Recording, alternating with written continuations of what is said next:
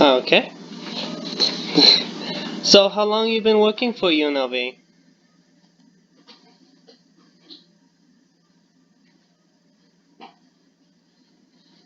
Oh,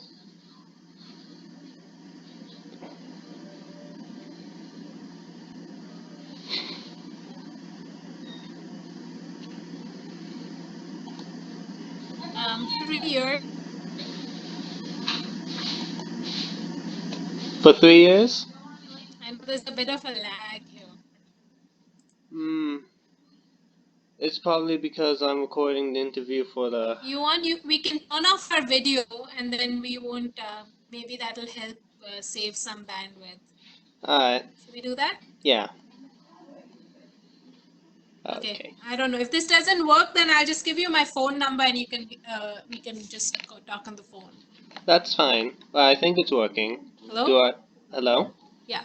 Yeah. Okay. I've been at UNLV for 3 years. Okay. Good. Yeah. For 3 years. That's really impressive. Uh, Yeah. sorry, this is my first time doing one of these, but I'm trying my best. It's don't be nervous. I'm not grading you, so it hardly matters. uh, continuing. What was your major when Hmm. you were an undergrad student in college? I did my undergraduate training in India and it was medical school. So India Oh, is a little bit different from America. We don't need to get a bachelor's degree before we join medical school. So right out of high school, I joined medical school. That was what I did for my undergrad. wow, that's actually impressive. And that sounds really cool. Um, um, did you want to do that since the beginning of high school or childhood? Or did it? Pretty much as long as I can remember. I Uh, always wanted to be a doctor for as long as I could remember. that's good. That's. I mean, I remember wanting to be a microbiologist since I was a kid, and it's always good to follow through on that. It's always hard Are one. you going to be a microbiologist? I'm studying for that. Yes. That's good. That's a really exciting field, especially now with the COVID. You could be a virologist. Oh my gosh. Yep. Yeah, that's Getting fantastic. getting a lot of first-hand experience with the quarantine. Oh my gosh, what a horrible, horrible thing. Yeah, it is. I shouldn't be talking about that. But luckily, things are looking to be better, and everyone's starting to get better with it and all that. Continuing though, do you have any advice for people who might be doing the same major as you or the same path?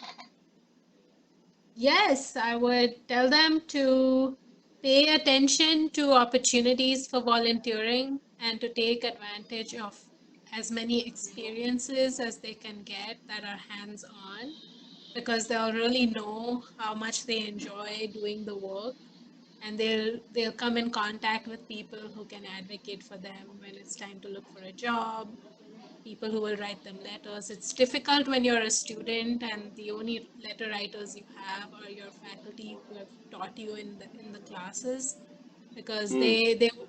the letter they write will be strong, but you'll get a much stronger letter if you've actually observed in a lab or worked with someone more one-on-one because then they'll get to know you. It's hard to stand out in a class. It's easier to stand out if you're helping or observing or taking advantage of those types of experiences. So if that's an option and you get the chance to volunteer, then volunteer and spend a little bit of time doing that. I think that's amazing. Great advice. Great advice. It's always a good time when students like me or you just do labs and all that. It was definitely one of the highlights of my scholastic lifetime. I like Good. labs. Good. Those are supposed to be more fun than lecture. hmm So, what was some challenges you faced with your career this far?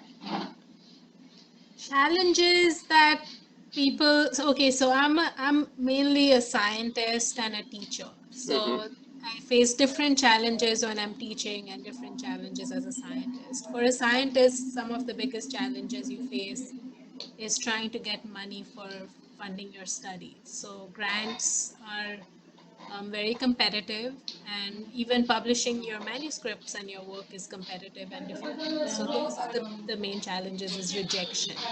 You get a lot of rejection, a lot of people who think your work isn't good, or you're not doing things the way they think it should be done. And so the challenge really is to try and not take things personally, and have the courage of your convictions and recognize that the work you're doing isn't good, and keep being persistent and trying to get it done. From the Stop teacher dragging your perspective, feet. challenges are always um, trying to figure out what's going to work for every group of students that you're teaching, because I teach the same course semester to semester, but every semester I feel like my What? students might have a different type of need, and the challenge is for me to try to figure out what each group needs and then meet that need so that they are successful. So I can't deliver a course in the same way every semester just because that's how I like to do it, because it may not work for a certain group of students, and I have to adapt.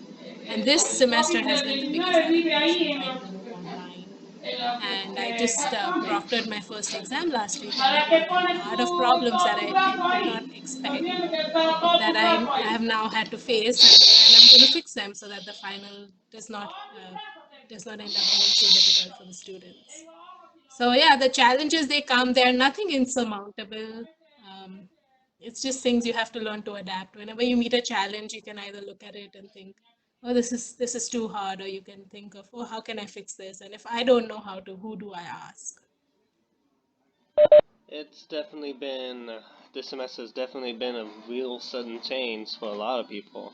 I have no doubt that teachers like you will definitely have the harder time trying to adapt to change your curriculum last minute to, to better suit what's happening with the world. So, I want to say, I think you're doing a good job. I'm not in your Are you class. in my class? No, no, but Oh, I'm pretty sure of how you are, how you're talking, that you're doing a good job. I'm doing the best I can. Yeah, that's what everyone has to do the best they can for this. Yeah. Hmm. Um, I lost my place. Okay. What would you say was your favorite and not so favorite parts of this job? The favorite parts of this job are know are when I can see that students understand something that I've been teaching, and I might see that in the questions that they ask me during office hours or in their performance on the exam. So that's a lot of fun. And even the one-on-one work that I do with students is very rewarding. So I love it when there are students during office hours, because then I can really push, and it forces me to think of different ways to explain the same thing, and sometimes I might come up with a way that's way better than what I've been teaching in class. And so the next time I go to class, I can teach it that way, and I think it's better, and it reaches more students. So on the teaching side, that's really rewarding for me, and very it's my favorite part of teaching. And on the research side, getting a grant or getting a paper accepted, that's really the favorite part of my job. A not so favorite part of my job, maybe it's more, there's really nothing that's not favorite. It's just another challenge that I have to figure out how to deal with. So I try not to now frame things as what's favorite and not favorite, and just think of the not favorite things as things I need to work on and figure out. And that way I'm not feeling disappointed if the not favorite part becomes too much. So if my papers are being rejected, my grants are being rejected, my students are not doing well, all of those things start to feel like, oh, these are not favorite parts of my job. But I can just reframe the question or reframe the problem and say, okay, these are things I need to work on and figure out what to do. That is very good advice. Like a good way to look at things. It can be applied for a lot more things in life. It's Yeah. It's just challenges you just gotta overcome. Yep. Okay. One last question. What was your experiences with your major before enrolling in college or higher education?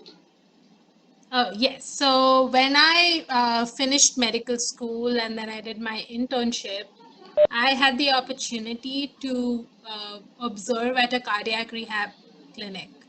And really, it's that experience, that observership. I did that for 2 months and then it became a job for a year.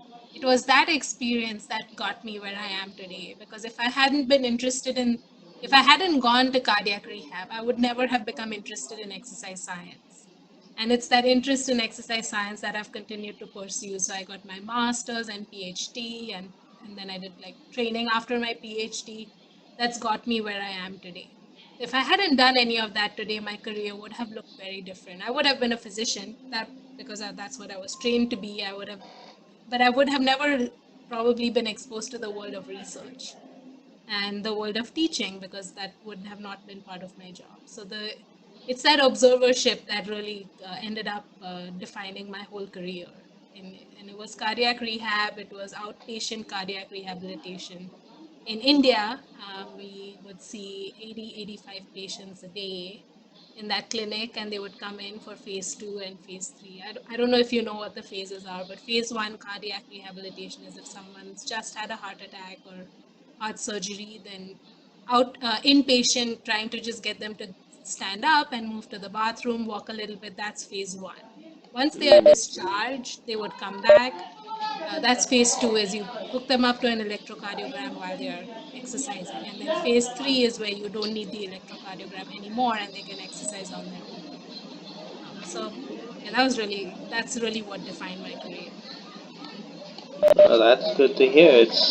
I knew about. I didn't know what it was called, but I knew of it. You know, it was good to have some clarification on that. All right. Um, All right. Thank you for your time, and I wish that you have a wonderful day. You too. If any other questions come up, just send me an email and I'll be happy to answer. I will definitely do so. Thank you so All much right, for your John. time. Have a nice day. Okay, bye bye.